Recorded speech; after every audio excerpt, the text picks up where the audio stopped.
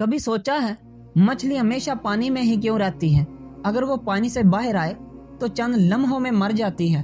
یہ بات صرف حیوانات کا علم نہیں بلکہ اس میں روحانی راز چھپا ہوا ہے۔ ایک شخص نے مولا علی علیہ السلام سے یہی سوال کیا، یا علی، مچھلی ہمیشہ پانی میں کیوں رہتی ہے؟ مولا علی علیہ السلام نے مسکرا کر فرمایا، جس طرح مچھلی پانی کے بغیر زندہ نہیں رہ سکتی، اسی طرح مومن اللہ کی یاد کے بغیر زندہ نہیں رہ سکتا۔ سبحان اللہ، کتنی گہری بات ہے۔ پانی مچھلی کے لیے زندگی ہے اور ذکر الہی مومن کے لیے زندگی ہے۔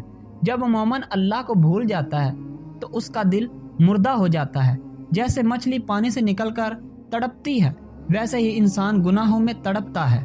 یاد رکھو، اگر تم چاہتے ہو کہ تمہاری روح زندہ رہے تو اپنے دل کو ذکر الہی کے پانی میں رکھو۔